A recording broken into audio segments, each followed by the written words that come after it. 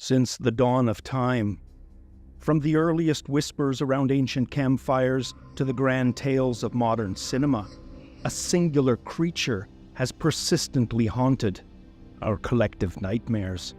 This creature, born from the darkest corners of human fear, feeds on our very essence.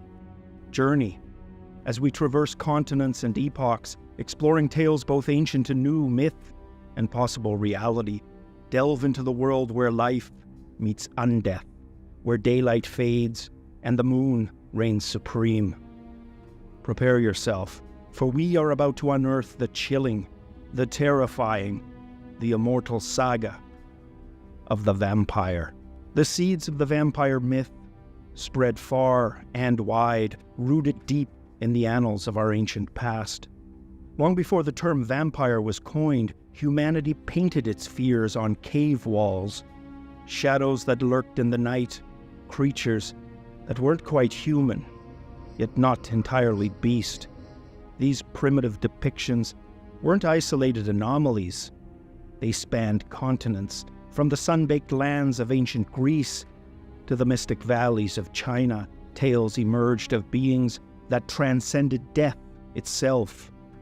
Creatures that preyed upon the living, draining them of their life essence.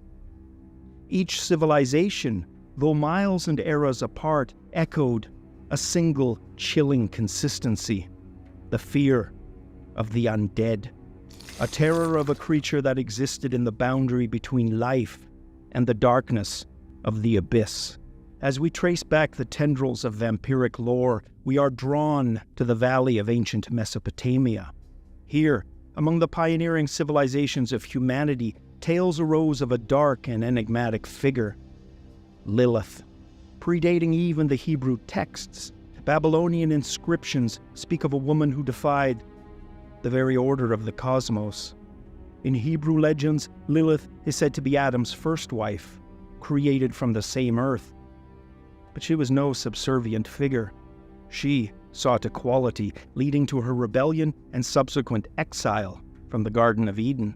The stories then diverge into murkier waters. Lilith, embittered and vengeful, became a night demon. She roamed the shadowy realms between dusk and dawn, preying upon newborns and seducing men in their sleep, draining them of their life force. The legend of Lilith blurs the line between myth and early interpretations of vampire entities, embodying the very essence of a rebel spirit turned malevolent. Her story serving as a chilling reminder of the ancient world's fear of the unknown and the consequences of challenging ordained roles. The cradle of Western civilization, ancient Greece, with its pantheon of gods and rich tapestry of myths, is also no stranger to the tales of the supernatural. Among the phantoms and deities, there existed the feared Vrikolakas. While not vampires in the sense we recognize today, these beings bore a chilling likeness, originating from humans who led sinful lives or those who met untimely violent deaths. The Vrikolakas were cursed to roam the earth instead of finding rest in the afterlife. Once transformed, these revenants would emerge from their graves at night, seeking out their loved ones and neighbors, bringing with them disease and death. The Greeks, in their wisdom and fear, devised rituals to prevent the dead from rising. Desecrating the graves of the suspected Vrikolakas or placing heavy stones on their tombs was not uncommon. This haunting lore serves as a reminder of the human need to explain the unexplained and the lengths that we go to protect the living from the sinister grip of the undead. Next, we venture to the mystic lands of the Far East, and our tale takes a unique turn.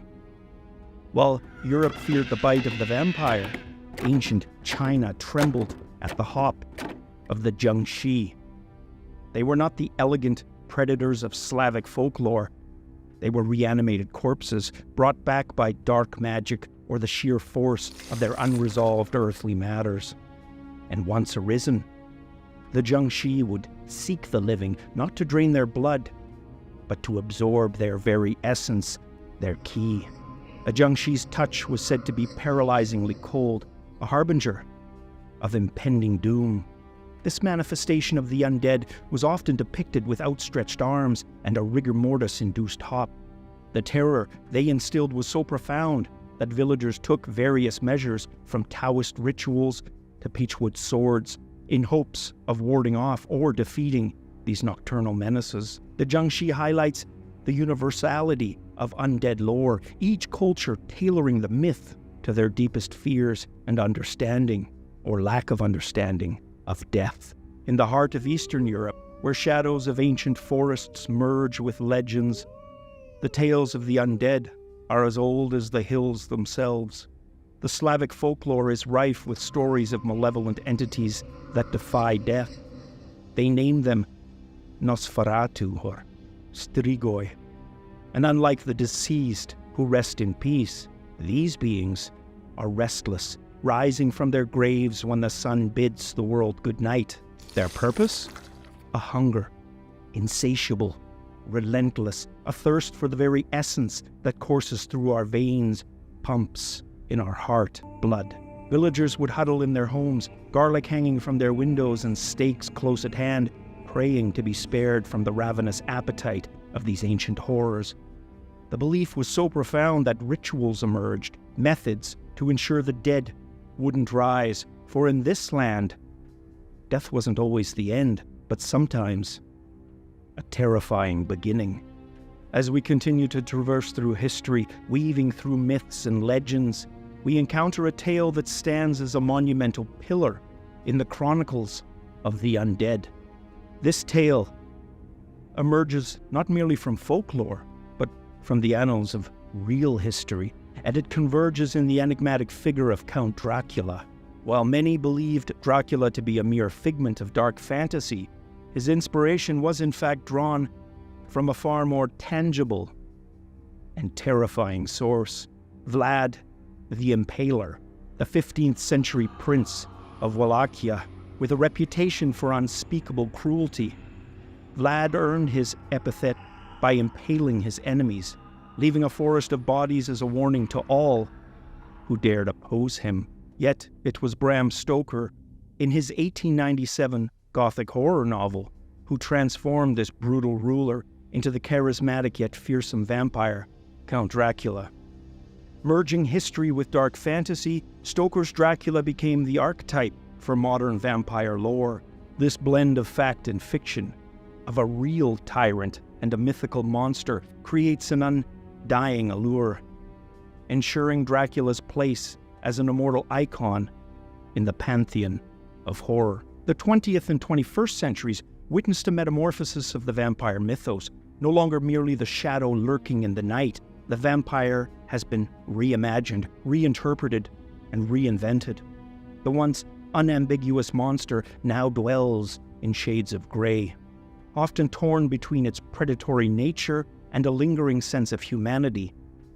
Modern storytellers have at times romanticized them, casting them as tragic heroes, cursed lovers, or even as vigilantes.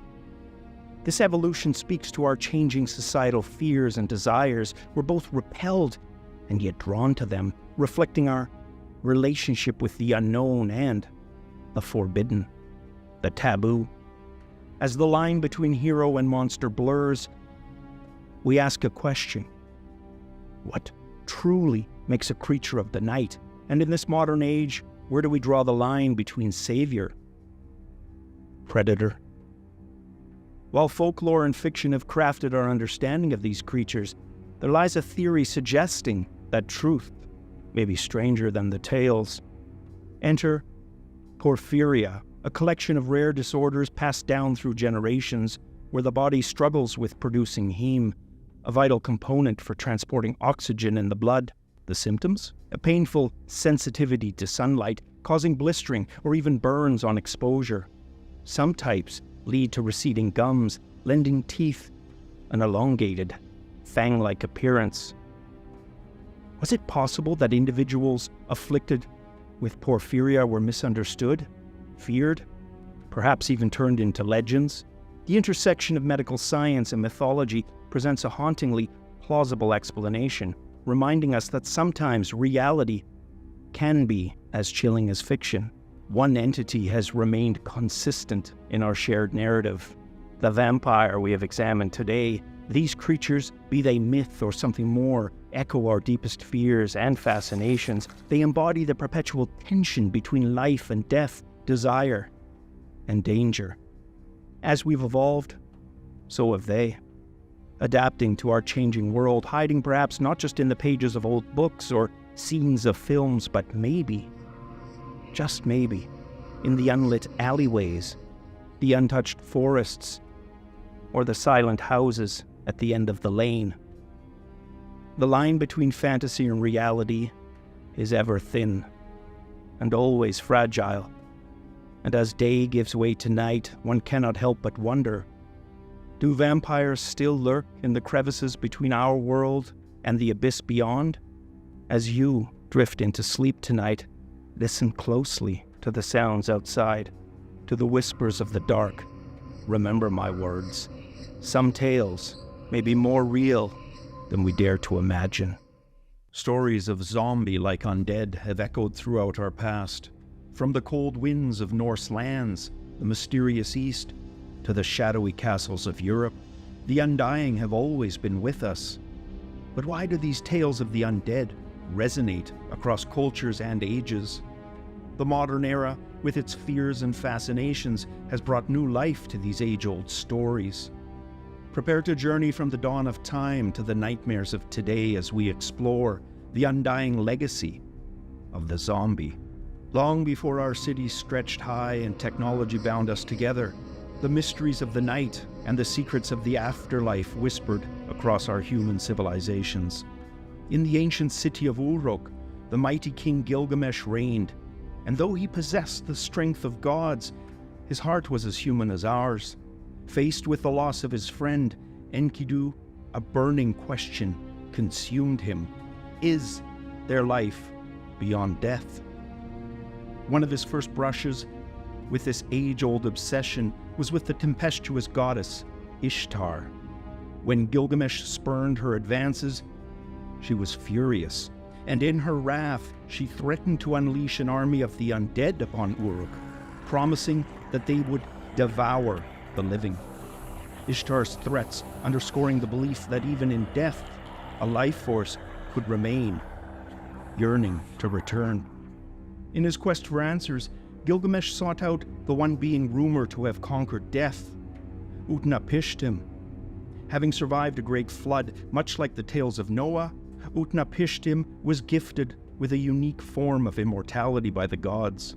He wasn't a ghost nor a spirit.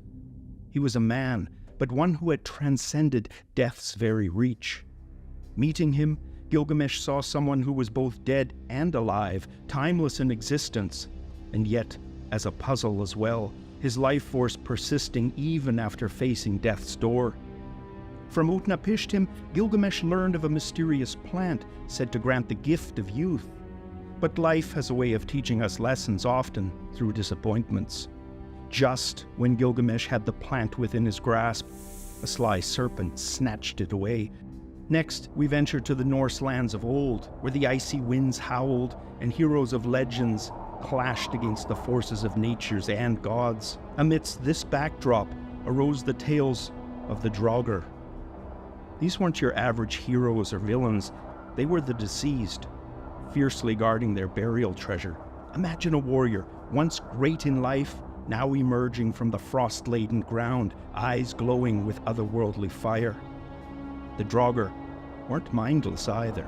They had a purpose, often seeking specific vengeance or defending their resting places from grave robbers. More terrifying, their strength surpassed human limits, and legends whispered of their ability to grow to giant sizes, casting shadows over those they sought. Next, we revisit the East and the haunting silhouette of the Jiangshi.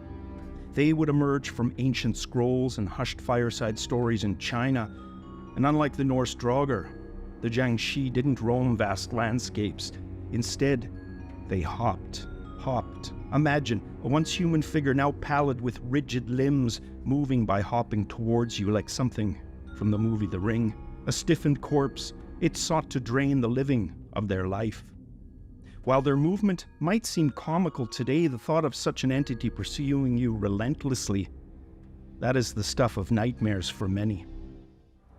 Amidst the shadowed castles and villages of medieval Europe, there were tales of revenants spreading fear.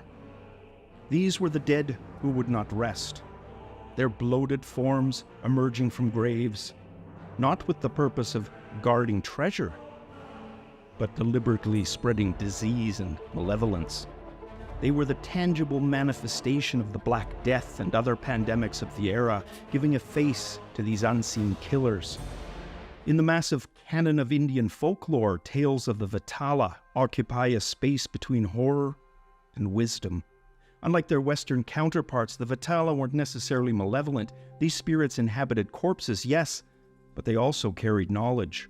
Stories such as those in the ancient Sanskrit text Baital Pachisi portrayed a vetala riding on a corpse, challenging a king with riddles that explored morality and philosophy. The undead of the past bore varying motives, guarding treasures, seeking vengeance, or simply existing in a state between life and death. But in the modern age, we've given birth to a new terror, one that has become almost synonymous with the term undead, the zombie. The term zombie itself finds its roots in West African and Haitian traditions where tales spoke of individuals brought back to life through mystical means, or the living tricked through medicinal plants, often to serve the whims of another. But as these tales traveled and time progressed, the idea transformed and adapted. For example, in the Victorian age, we have Shelley's Frankenstein and the creature that Dr. Victor Frankenstein creates. Though not a zombie, it shares some parallels. The modern concept of zombies are reanimated dead brought back to life through supernatural means or something like a virus. Frankenstein's creature, however, was constructed from various body parts of deceased individuals and animated through electricity with a never-explained scientific method. Both zombies and Frankenstein's creature play into this fear, the unintended consequences of unchecked scientific ambition. Cinema would play a pivotal role in shaping the modern zombie. The 1968 film Night of the Living Dead by George A. Romero didn't just introduce us to ghouls rising from graves, it reshaped our entire perception of zombies. These creatures weren't guardians or vengeful spirits, they were restless, flesh-hungry entities representing humanity's fear of pandemics, nuclear war, and societal collapse. They became metaphors for our own dehumanization in an ever-industrializing world. To tie into our video on vampires, Romero has often cited that part of his inspiration for the movie was the book from Richard Matheson titled I Am Legend, which in its book form deals with a post-apocalyptic world where most of the population have been turned into undead vampires. As the genre evolved, so did zombies. Different storytellers portraying different types of zombies, each reflecting varying fears and challenges. First, we have the slow zombies. These are perhaps the most common type when we think of a zombie. As seen in Romero's films, these zombies are slow-moving, but relentless. They often move in hordes, overwhelming their victims through sheer numbers alone. Modern fiction has also introduced the concept of fast zombies, introduced in movies like 28 Days Later and World War Z. These zombies are a departure from the Romero tradition. They're fast, aggressive, and rabid, making them even more terrifying as they can chase down their victims with ease.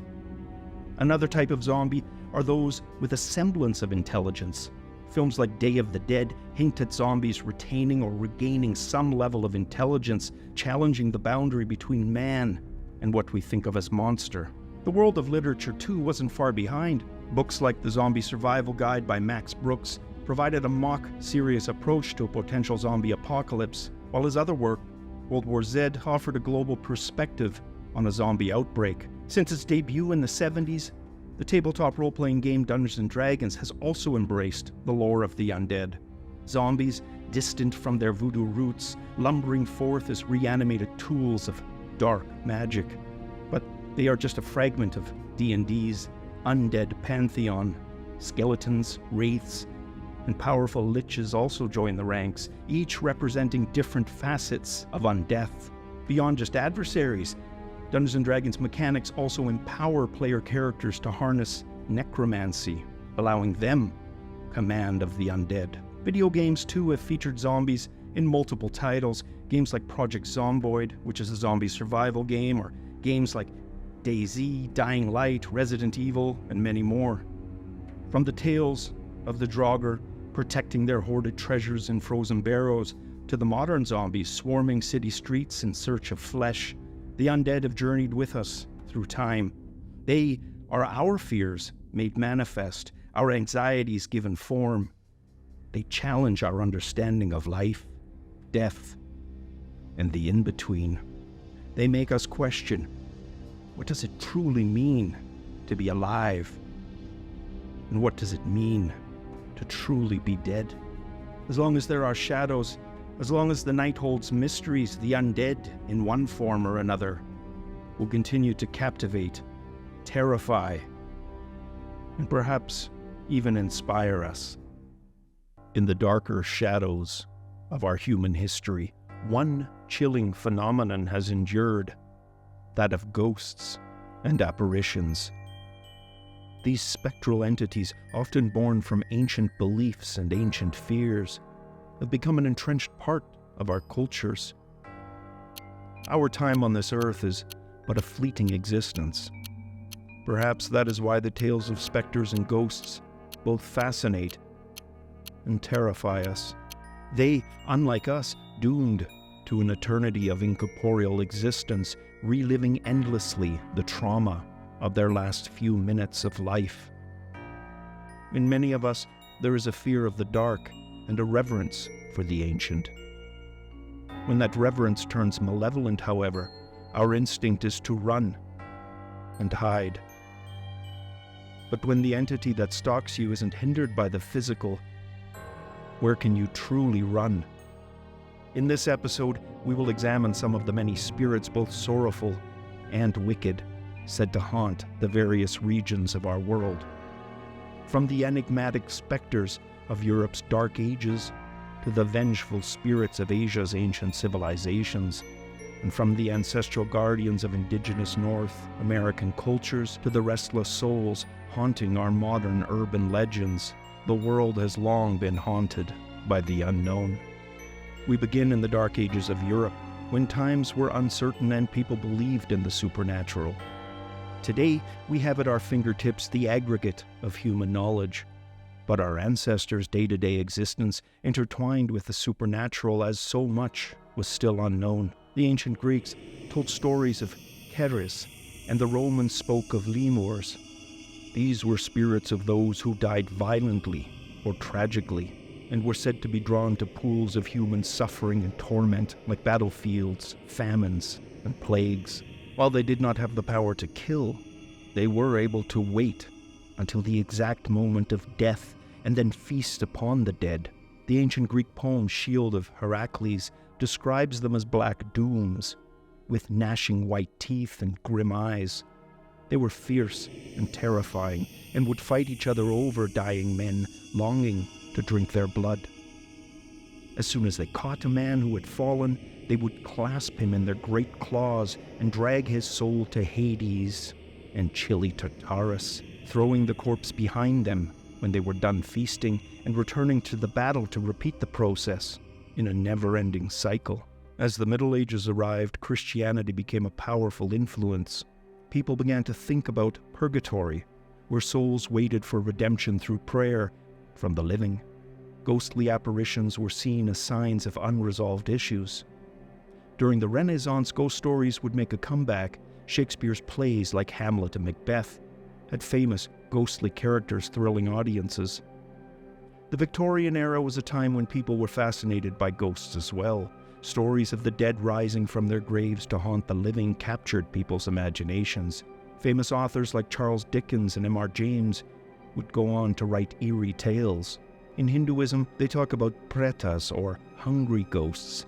These souls believed to be tormented by unfulfilled desires, wandering the earthly realm in search of redemption while suffering from an extreme level of hunger and thirst, a hunger never to be satiated. They were said to have been corrupt, compulsive, deceitful, jealous, or greedy people during their lifetimes, and part of their doom and suffering is in how they see the material world. Where we might see a beautiful river, they would see a stream of writhing pus and filth. In Japan, you'll hear tales of vengeful spirits like Yurei and Onryo, which have become an integral part of the country's cultural heritage. The Yurei are typically portrayed as female and legless, drifting aimlessly through the air, unless trying to scare a human. By contrast, the Onryo are vengeful spirits that are said to be able to do direct harm to us in the physical material world. Next, we take a look at the ancient lands of North America, where the spirits of indigenous cultures have played a significant role for generations. In North America, various native tribes have their unique spiritual beliefs. These tribes have their own cosmologies and mythologies, but they share a common respect for spirits. Trickster figures like coyote and raven blur the lines between the human and the supernatural. Shamanism is a prominent spiritual practice. Shamans, highly respected for their ability to communicate with spirits. Vision quests, which involve fasting and meditation, said to provide individuals with opportunities to encounter spiritual entities and receive their guidance or their warnings. Take the Algonquin of North America. They speak of an entity known as the Wendigo, an evil spirit with human-like characteristics which can possess us. The possession said to cause insatiable hunger and the desire to feast on other humans. But as we reach the modern era, our journey through the mystical realms of ghost lore is far from over. In the age of technology and innovation, tales of spirits, hauntings, and malevolent entities continues to captivate us. Fueled now by literature, cinema, and urban legends. Shirley Jackson's The Haunting of Hill House in 1959 is a masterpiece of haunting fiction, and it remains a cornerstone of modern ghost lore. The story of Hill House's sinister haunting has inspired countless adaptations and copycats, cementing its place in the pantheon of horror literature.